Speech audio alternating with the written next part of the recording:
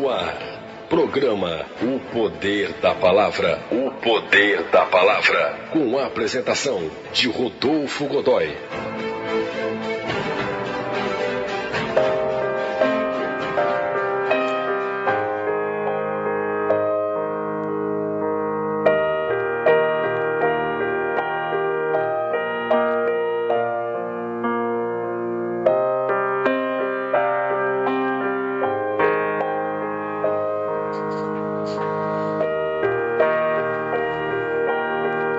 O texto que nós vamos ler na tarde de hoje se encontra na primeira carta de Pedro, no capítulo 4, dos versos de 1 até o verso número 11. Primeira carta de Pedro, capítulo 4, dos versículos 1 até o versículo de número 11. Diz o texto: Ora, pois, já que Cristo padeceu por nós na carne, armai-vos também vós com este pensamento, que aquele que padeceu na carne já cessou do pecado, para que, no tempo que vos resta na carne, não vivais mais segundo as concupiscências dos homens, mas segundo a vontade de Deus. Porque é bastante que, no tempo passado da vida, fizéssemos a vontade dos gentios, andando em dissoluções, concupiscências, borracheiras, glutonarias, bebedices e abomináveis idolatrias. E acham estranho não correrdes com eles no mesmo desenfreamento de dissolução, blasfemando de vós, os quais hão de dar conta ao que está preparado para julgar os vivos e os mortos.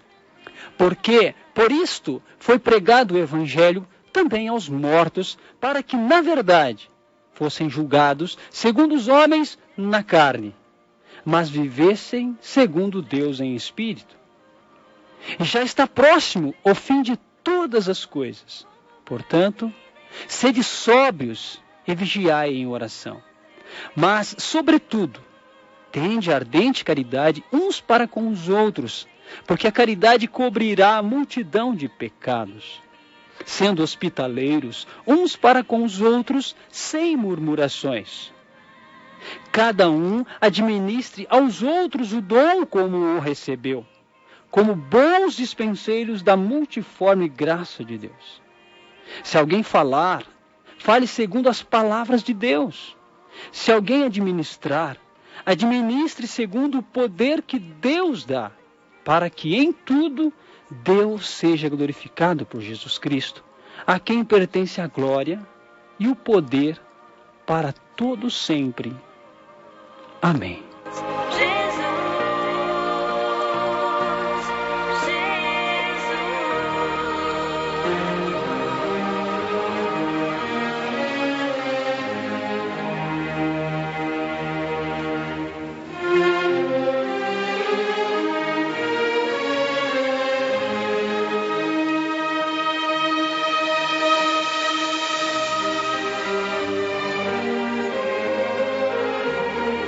Para nós tirarmos o ensinamento, meus queridos, dessa carta, onde Pedro escreve aos que ele chama de estrangeiros dispersos, que estão nas províncias, que são províncias, né?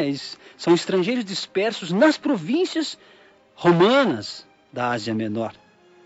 Alguns destes, talvez, hajam se convertido no dia de Pentecoste, ao ouvirem a mensagem de Pedro.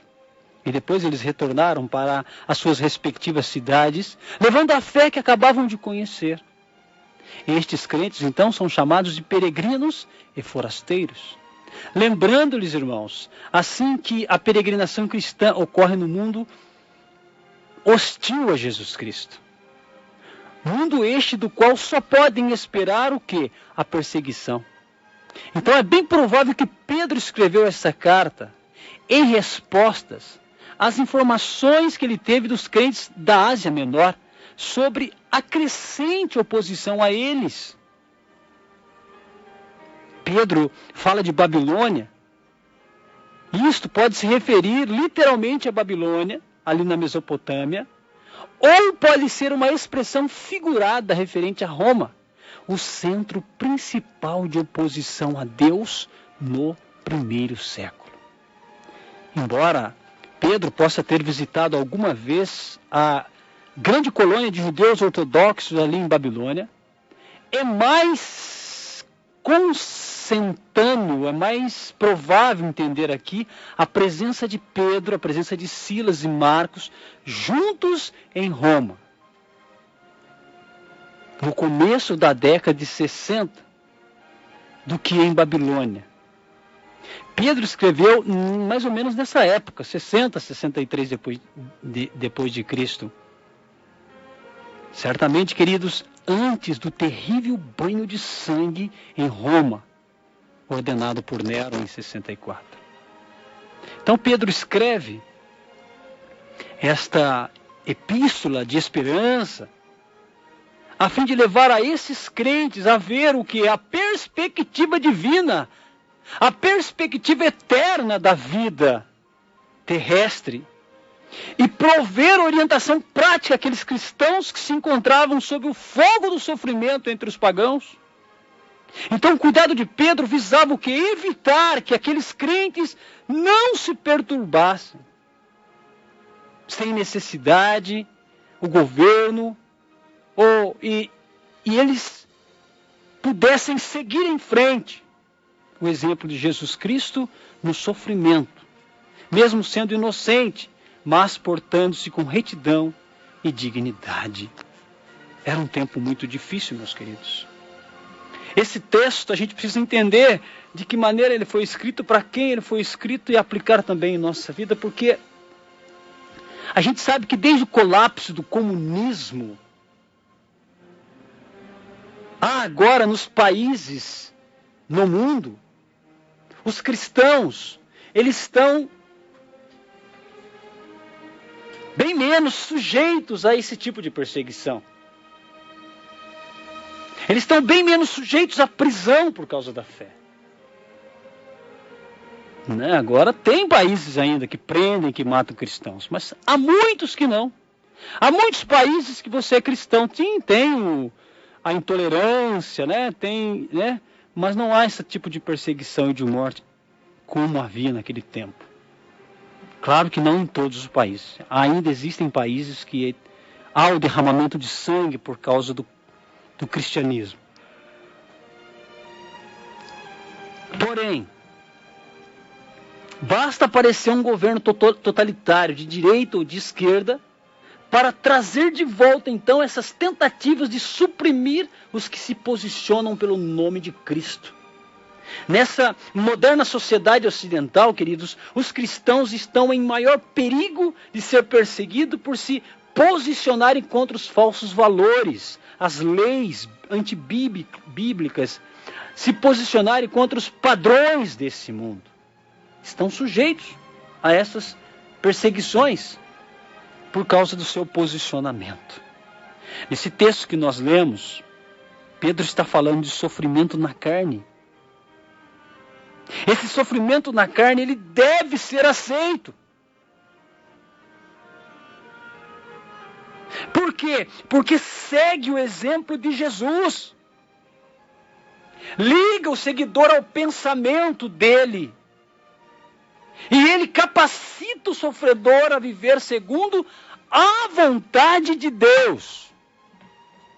Então, é importante analisar esses trechos como esse segundo pano de fundo de alguns ensinamentos contemporâneos sobre a saúde e a prosperidade.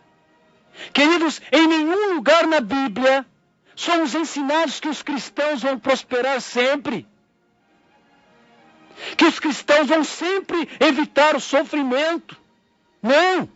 Antes aqui Jesus sugere que o contrário pode acontecer com frequência. Os textos bíblicos deixam isso bem claro. O sofrimento pode vir. A dificuldade no orçamento, a dificuldade de dinheiro, das finanças, essa é a palavra. as dificuldades financeiras tendem a vir, sim, na vida do cristão. Que mania é essa de pregar um evangelho que tira todos os problemas?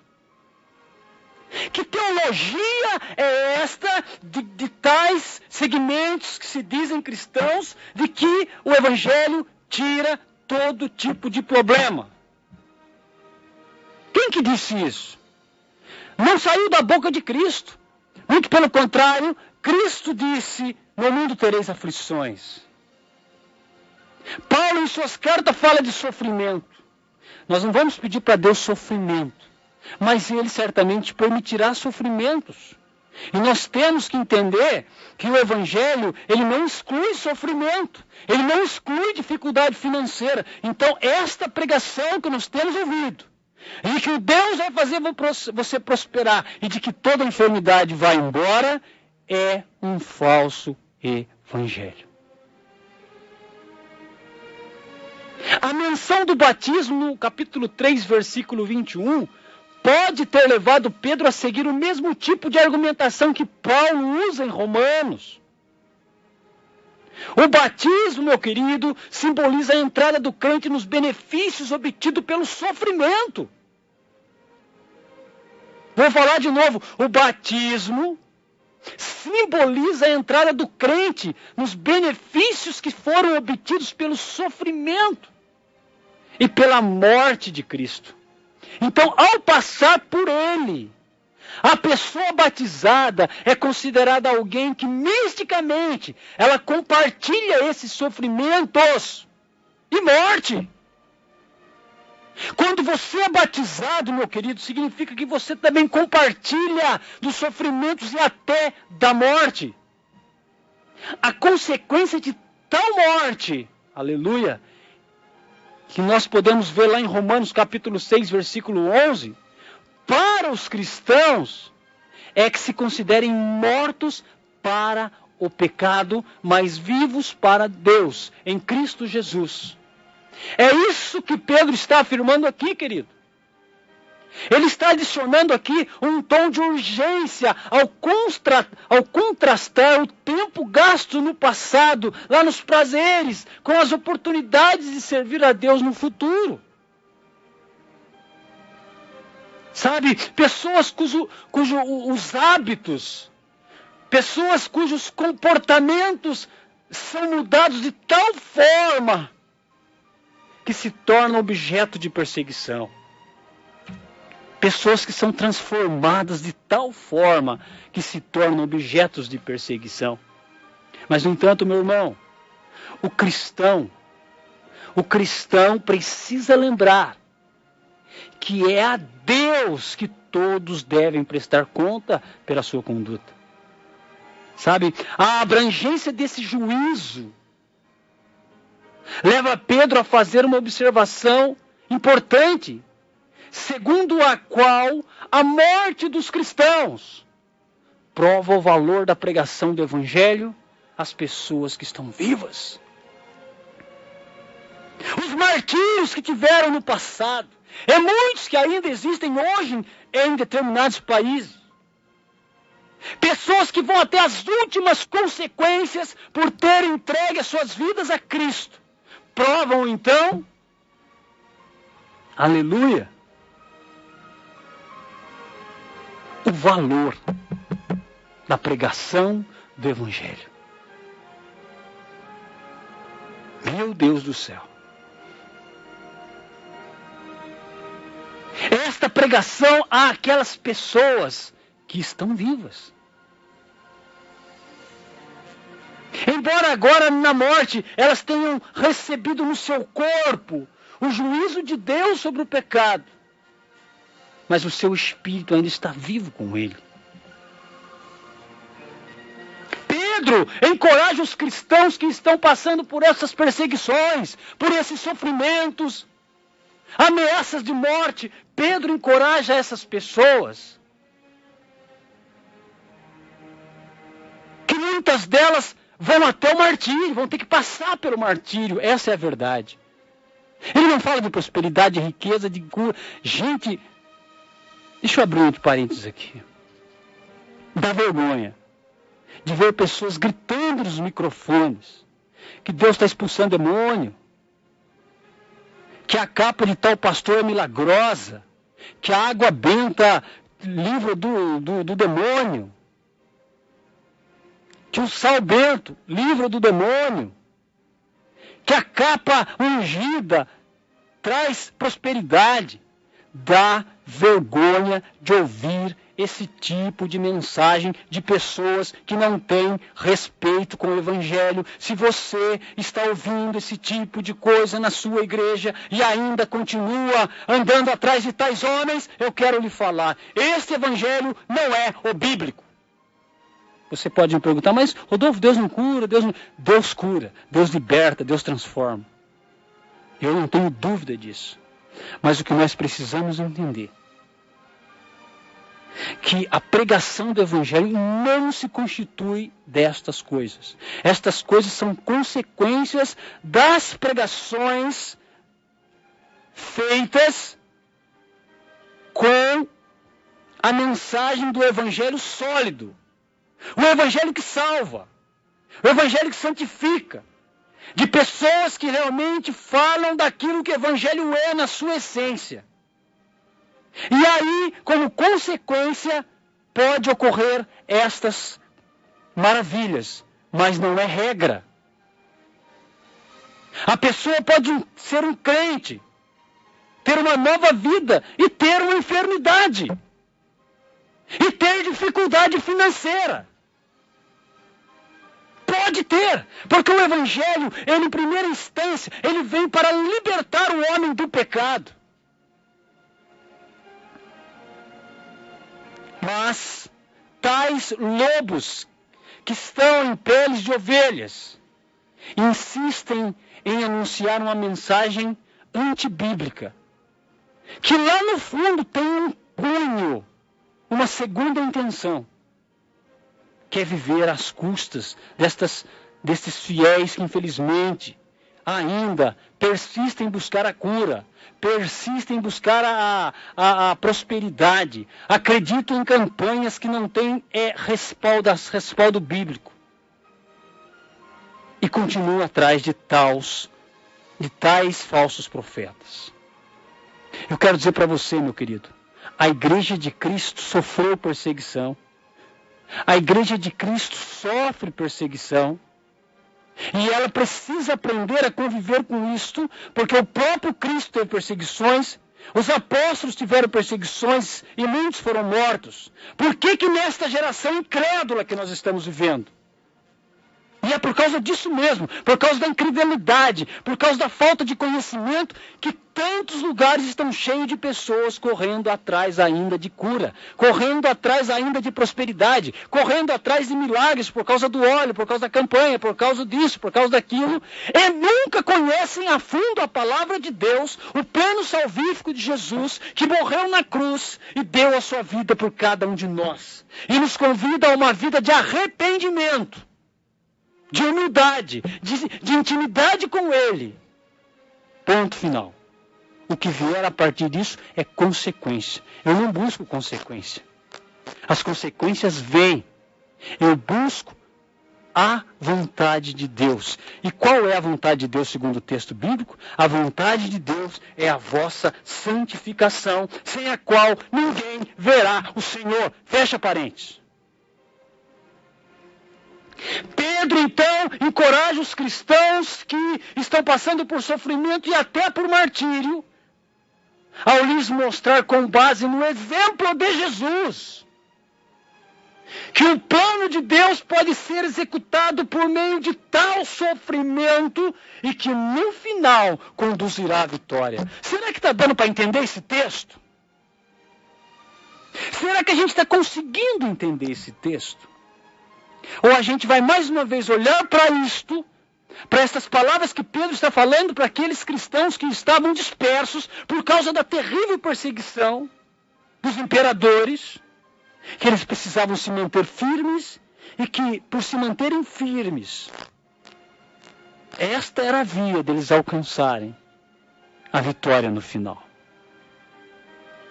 Amém, queridos? Mas nós vamos continuar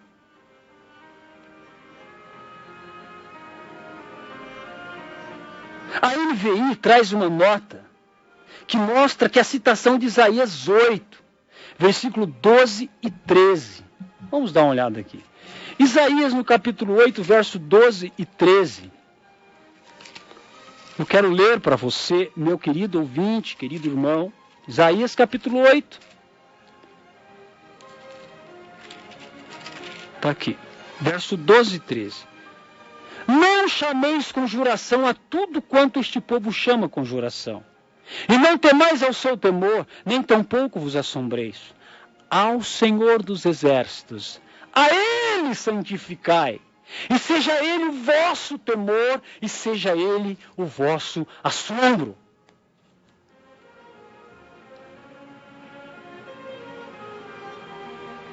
Isso pode ser traduzido, queridos, de duas formas. Não temam aquilo que eles temem, ou não temam as ameaças deles. Uma terceira possibilidade é que a ordem aqui e em Isaías seja uma advertência contra a apostasia. Não compartilhem os objetos de reverência religiosa deles. O tempo do verbo, da expressão, se for da vontade de Deus, ou seja, se a vontade de Deus assim o quer. Então confere com o uso grego e sugere que a possibilidade de sofrer por praticar o que é bom é realmente remota. Como no versículo 14, Pedro pode ter respondido a isso para atenuar os temores de seus leitores. Vamos ver o que diz lá. Porque, meu querido, o que tem acontecido é algo assim estarrecedor. O evangelho não está sendo pregado, desculpa. O evangelho não tem sido pregado assim como nós estamos pensando que ele tem sido pregado. Porque o que está sendo veiculado aí é a adulteração do evangelho.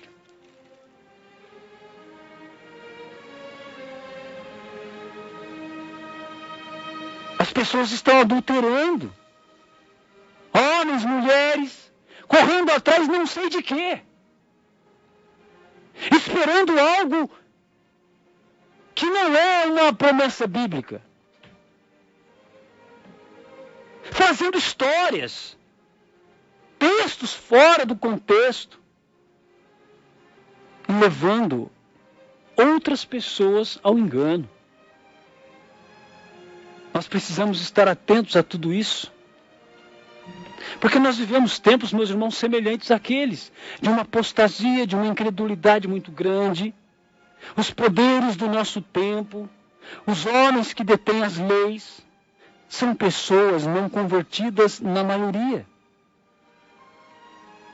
O governo que deveria ser influenciado pelo Evangelho está abolindo os princípios cristãos das leis que regem a nação.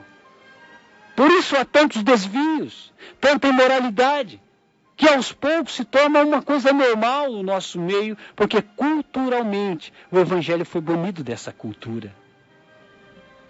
As pessoas que estão liderando nossas leis, nossa pátria, na sua grande maioria, não são cristãos. Defendem leis anticristãs porque não existem os princípios cristãos dentro destas camadas mais. Os poucos que estão lá, alguns têm muita dificuldade para levar a sério, outros se corrompem por causa do poder, por causa do dinheiro. Eis uma questão que precisa ser levantada nas igrejas. Eis um ensinamento, uma exposição bíblica que precisa ser trazida para todos os fiéis. Ao invés de ficar pregando campanhas de cura e libertação, traga ensinamentos bíblicos para a sua igreja. Mas não interpretado por aquilo que você pensa e acha, mas por aquilo que realmente Deus quis falar através da Escritura.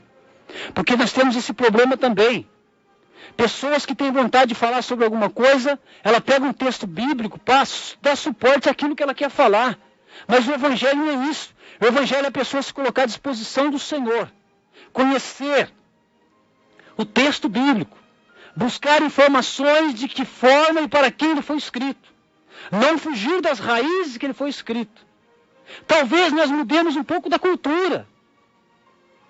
Talvez o histórico daquela época provavelmente é bem diferente do histórico nosso. Evoluímos socialmente. Temos os meios de comunicação que eles não tinham, os meios de transporte que eles não tinham, as descobertas científicas que eles não tinham. Então, historicamente, geograficamente, nós temos que ir nos adaptando. Agora, o essencial do ensino, que é a santidade, isso não muda. Que é o plano salvífico de Cristo, isso não muda. Numa cultura, né, paganizada que vivemos. E aí, nós temos algo muito comum com aquele tempo. Era também uma cultura paganizada, que tinha os seus próprios deuses, suas próprias religiões, as suas próprias divindades, não diferente das dos nossos. Talvez os nossos deuses, os deuses dos nossos tempos, não são deuses espirituais, mas são os deuses da moda, são os deuses da liberdade sexual, são os deuses da imoralidade sexual, que as pessoas defendem e adoram com passeatas, com desfiles, com músicas, com danças, com encenações, com a arte, com teatro, com novelas e com filmes. Assim como eles adoravam os deuses que eles fabricavam, nós fabricamos deuses modernos, que também adoramos. A nossa geração adora, tem ídolos por tudo quanto é canto. Prova disso, meus queridos.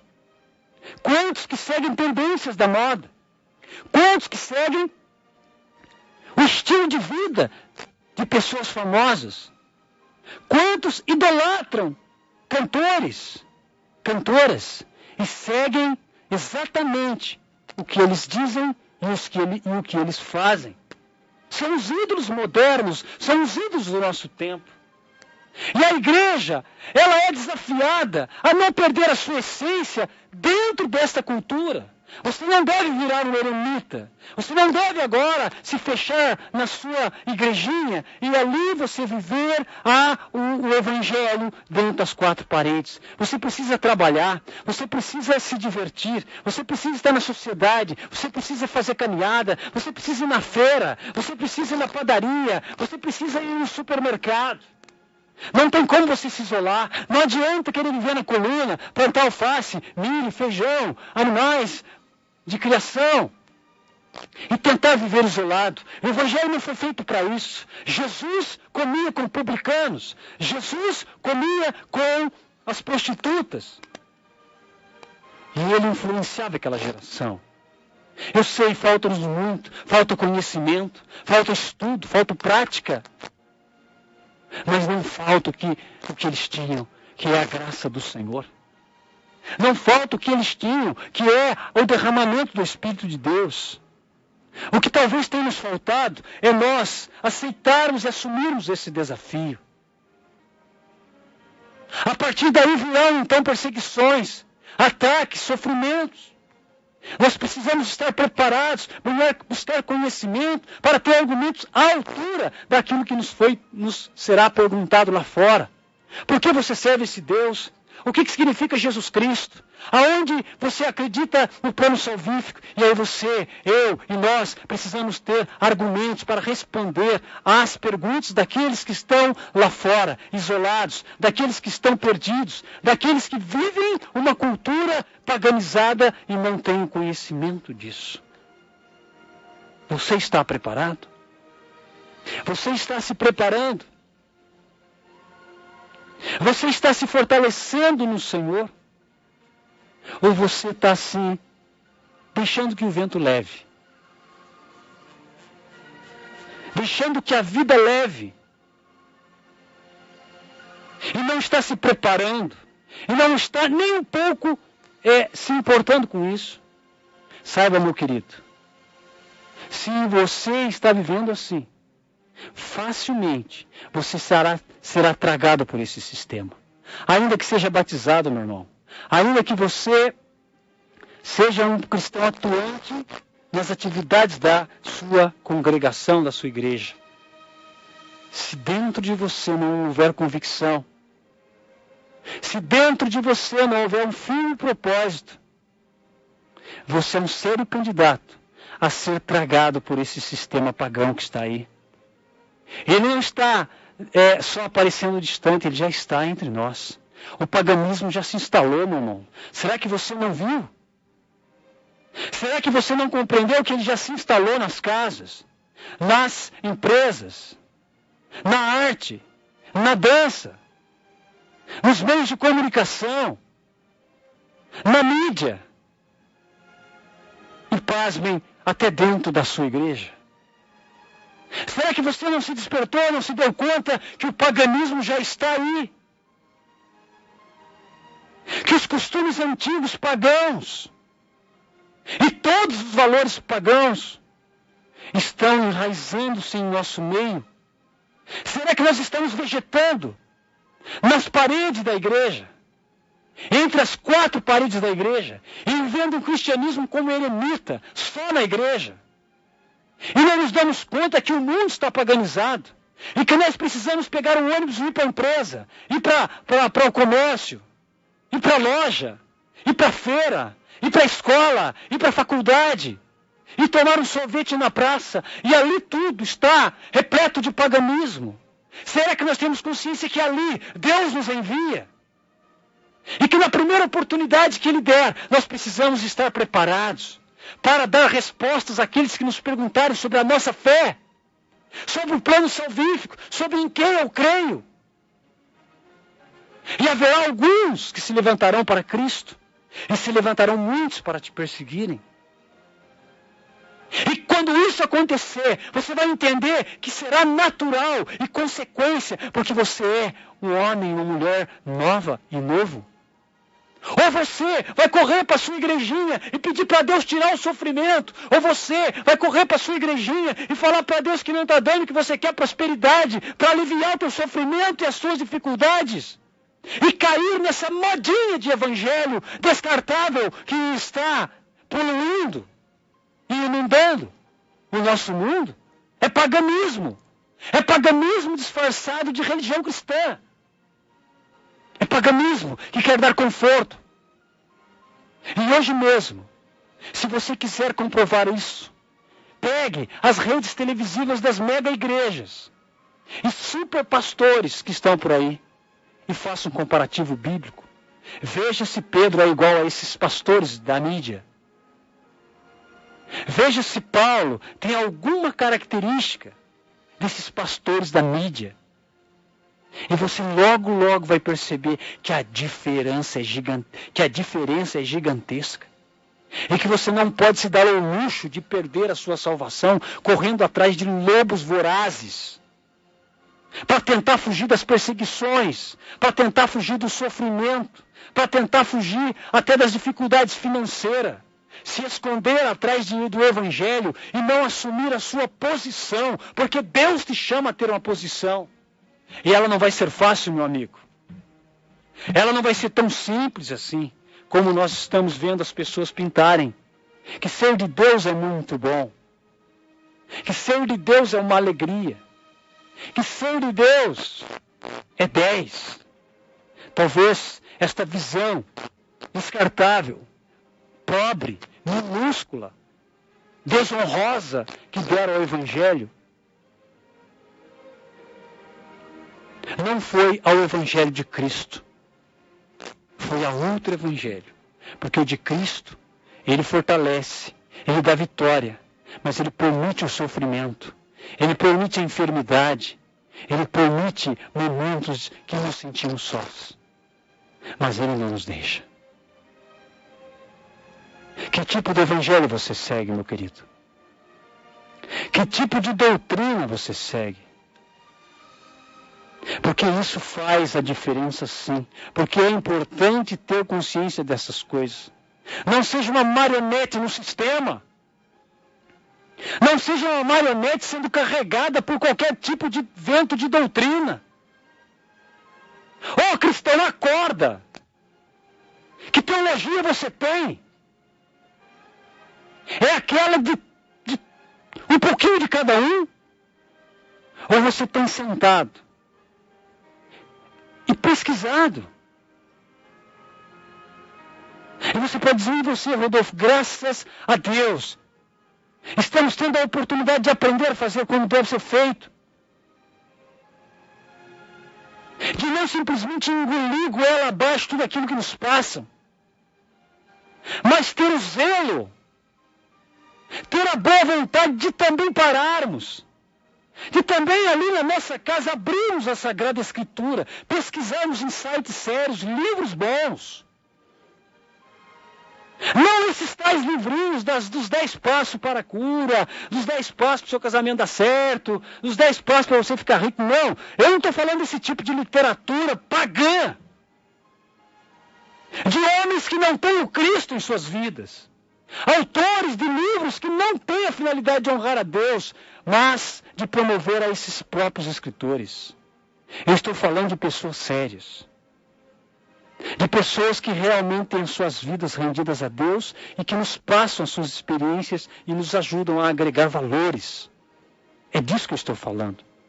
Porque se nós estamos vivendo de uma teologia, que a gente vai na igreja, ouve a pregação, ouve os cânticos e diz que foi bom, desculpa, isso não é Evangelho de Cristo. Isto mais parece o Evangelho do ego. Que você tem sofrimento a semana inteira e domingo você vai na igreja para tirar o sofrimento, para se alegrar, para se emocionar. Queridos, o carnaval não é assim. As pessoas dizem que trabalham o ano inteiro, quem gosta de carnaval, né? Trabalha o ano inteiro, que sofre, que só tem agonia, então usa os dias de carnaval para se alegrar, para extravasar. A igreja não é isso, meu irmão. Você passa a semana inteira sofrendo, dificuldade, pecando, e aí dá aquele peso na sua consciência. Aí no domingo você vai na igreja, aí você canta, você extravasa, você chora, você ora, aí você vem livre ou leve, aí você fala, foi bom o culto. Você não entendeu. Quantos não estão entendendo que isso não é evangelho? Evangelho é você ir do jeito que você está. É você ter consciência que haverá sofrimento. É você ter consciência que pode haver até enfermidade, pode haver até dificuldade financeira. Mas o mais importante é que você está conhecendo a verdade que liberta do pecado, a verdade que lhes mostra e lhes revela o plano de Deus e da certeza do céu. E você volta para sua casa, ainda com dificuldade financeira, ainda com lutas ou até com enfermidade, mas você volta convicto de que além desta vida, há um lugar que nos espera. Jesus Cristo disse, eu vou vos preparar um lugar e voltarei. Então você volta mais convicto disso, dessa certeza que o sofrimento virá, que Deus permitirá inúmeros sofrimentos. Mas Deus deu garantia de céu. Um lugar que a gente vai por perseverar no Senhor, por ser eleito do Senhor, por entender que Deus está nos trabalhando, mesmo em perseguições, como esses cristãos que eram forasteiros, que eram peregrinos, eles não estavam no lugar que era deles. Mas Pedro os orientava, permaneçam, sigam firmes, continuem, porque a promessa é para vós. Haverá o cumprimento delas no tempo certo. E é isso que Deus está falando conosco. Haverá inúmeros sofrimentos, haverá inúmeras dificuldades, mas mantenha firme, mantenha o foco, porque o Senhor voltará e nos levará com Ele. E tudo será passado, mas no momento que temos é isso, continuar, mesmo em meio às dificuldades. E eu te pergunto, querido, como está a sua fé? Como está a sua intimidade com Deus? Como está a sua obediência à vontade de Deus?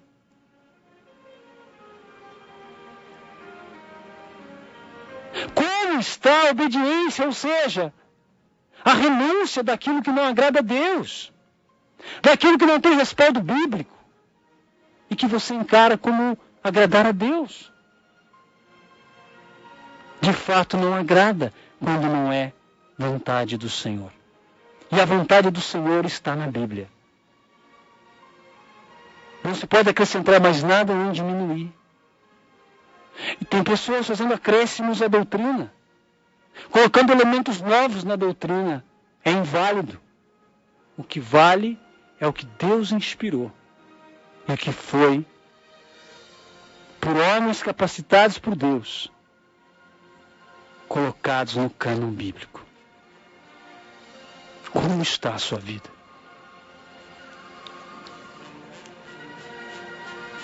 O que você está fazendo com a sua vida?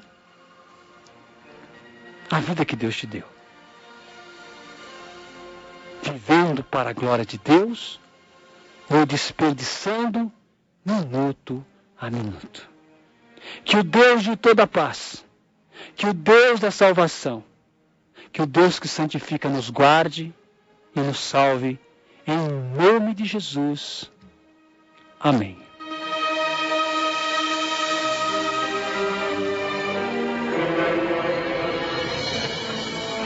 No ar, programa O Poder da Palavra. O Poder da Palavra. Com a apresentação de Rodolfo.